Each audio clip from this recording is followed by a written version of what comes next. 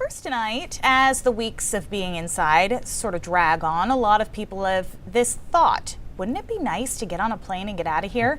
Well, getting away is one of the many things we cannot do. Commercial air travel in the U.S. has been drastically curtailed, and that has had major consequences for Maine's two largest airports in Portland and Bangor. We talked to the men who run those airports, starting with Paul Bradbury, the director of the Portland Jetport, who says for him, simply walking into the terminal these days is a bizarre experience. You know, a building that is over 330,000 square feet, at times, you know, at peak times now has 40 people in it. So these are really, truly unprecedented times. So it is a bit disconcerting to just see, because I think we are truly a good indicator, you know, for the nation of what's happening in this sector. Give me some numbers in terms of flights or passengers. Just how much of a cliff have you fallen off? It's truly a cliff. So normally total passengers on a daily basis this time of year would be 6,000. We're now seeing a couple hundred, just over a couple hundred passengers. So truly 95 to 97% down. And then if we look at the nation, the entire country, the last time we averaged less than 100,000 boardings a day was back in 1954 at the birth of aviation. You know, with the de Havilland Comet, the Boeing 707 was still in testing. So we haven't seen these days, you know, this kind of passenger volume since the dawn of the jet age. What is the financial hit right now, and what does it mean to the Jetport, given financial obligations that it has, the checks that it has to keep sending out, regardless of whether there are people coming through the terminal and boarding planes or not? It's huge. I mean, the period we just started in when this pandemic was announced, the March, April, May is normally our busiest parking time of year. That is when most people are leaving for those spring breaks, you know, school spring break, April school vacation.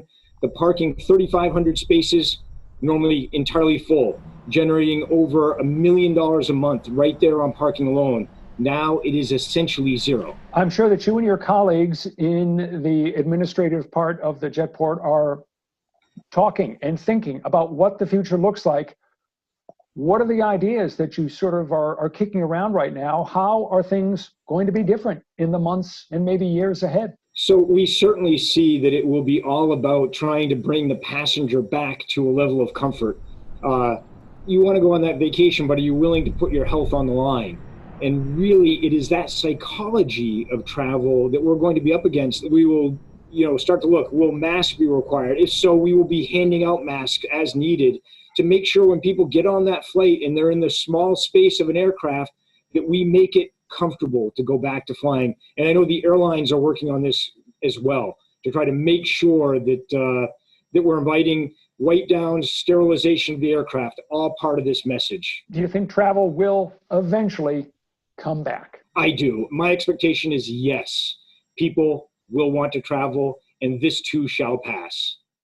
At Bangor International Airport, the situation is similar, but not exactly the same. Tony Caruso, the director at BIA, told us that while overall revenues and business are, of course, down, part of the airport's business is still doing okay.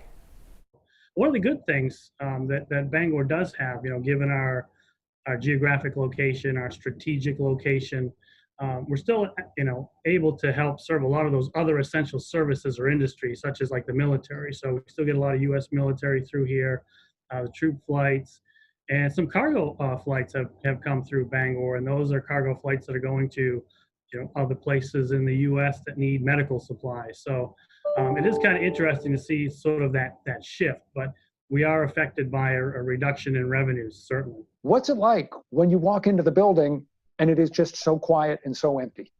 I tell you, Rob, it's an eerie feeling, you know, to walk through and see what just, like I said, 2 months ago was, you know, a bustling, you know, very busy, active airport. You know, we're on pace that we were before this crisis. We're on pace to have another record year, and now to, like, basically the brakes have been hit, and you know, we're not going to get those record numbers again. So it really is kind of eerie. But I do tell you, I do come into work every day. We have, you know, essential employees here. We have frontline employees.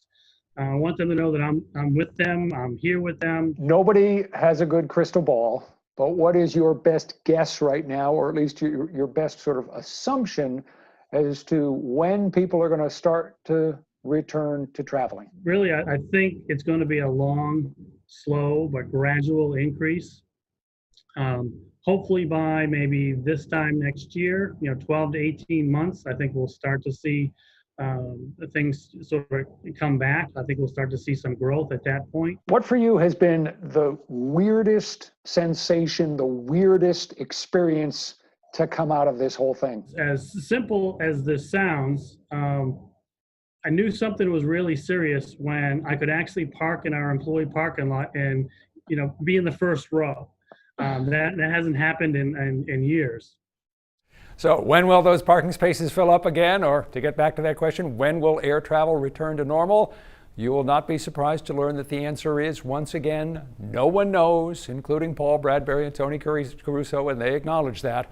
Delta Airlines, for one, has said that it expects it will likely take 2 to 3 years for its business to get back to where it was before the pandemic. So once again, Amanda, a lot of question marks. For sure, a lot more questions.